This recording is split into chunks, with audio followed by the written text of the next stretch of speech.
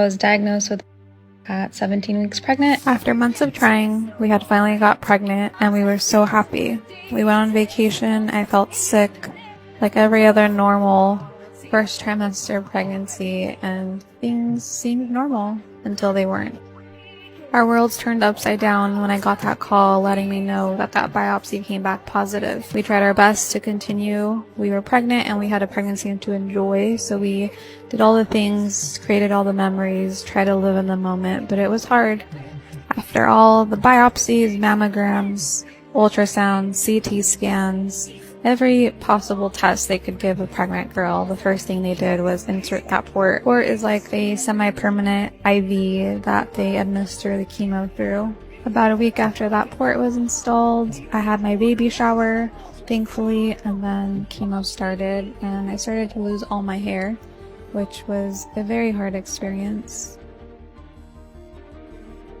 Priscilla had to go through chemotherapy whilst also dealing with the usual difficulties that pregnancy causes. My name is Priscilla. I am 28 years old.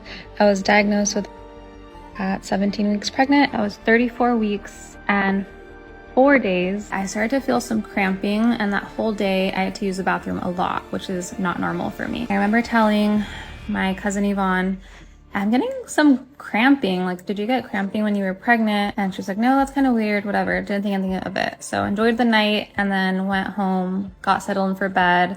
Was getting some more cramping, but went to sleep. Around, I want to say 2, 3 in the morning, the cramping woke me up out of my sleep. I started to text my sister and I was like, do you think this is normal? I'm going to start texting you every time I feel one. And each text started to get closer and closer together because I started to get them more often and they would last longer, and it would be like, I need to stop and catch my breath kind of cramping. So around 7 or 8 in the morning, I had dealt with it all night, let my husband sleep, didn't wake him up.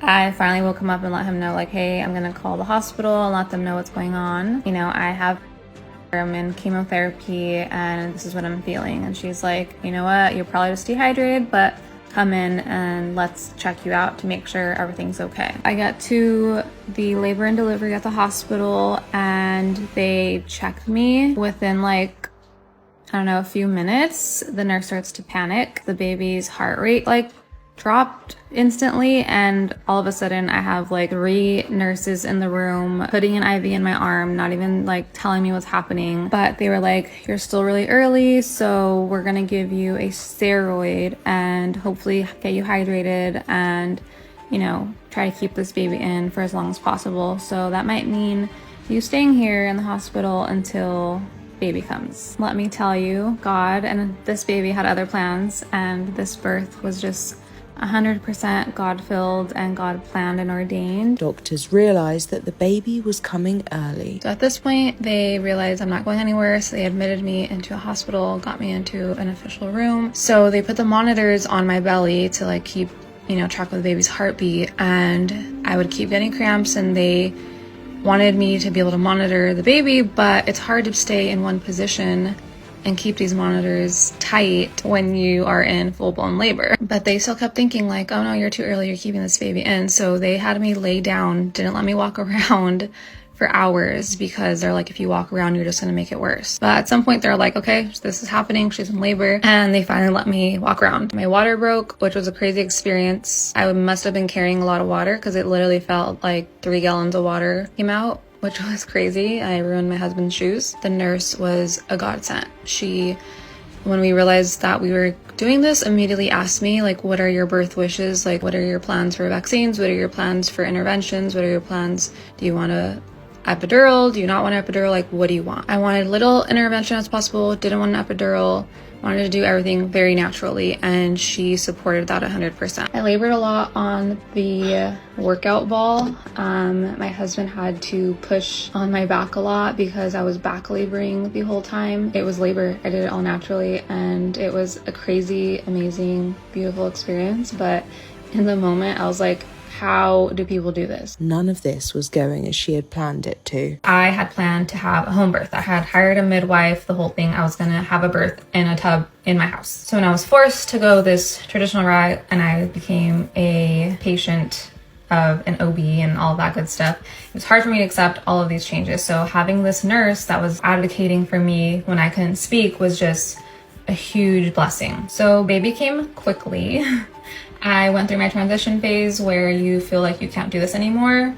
And next thing I know, I am pushing. I kept telling them, like, my body's ready to push, my body's ready to push. And they're like, no, it's not ready. And I'm like, no, it's ready. I like feel it. And I swear to you, I feel like I pushed maybe like 3-4 times and my baby boy came earthside, healthy, 5 pounds, few ounces, and he was perfect. What I didn't know until later is that he came out sunny side up. So that means he came out face up when babies are supposed to come out face down, which explains all of the back labor that I had. Because he was born so early, he did spend 2.5 weeks in the NICU just to learn how to feed. And the reason I feel like God had his hands over this entire situation is because God knew that I had desires for my labor. I wanted to have little intervention as possible. I wanted to have a quick labor. I wanted to be able to do it naturally. And he orchestrated this nurse, that doctor, all of the staff, my husband, the people that were available to us to help us that day. Like, everything would just fell in alignment, and that is God's hands over my delivery. We're so glad that Priscilla's delivery went well and that she's on her way to recovery. In the comments, people were so supportive, with one person saying, "All my respects, great fighting woman," while others shared their experiences, saying, "I'm currently undergoing chemotherapy for stage 3 ovarian and 29 weeks pregnant. Thank you for sharing your story." As always, thanks for watching Happiest. If you like this video, then be sure to follow our other social pages for more, and if you have any of your own videos you'd like to share, be sure to send them in.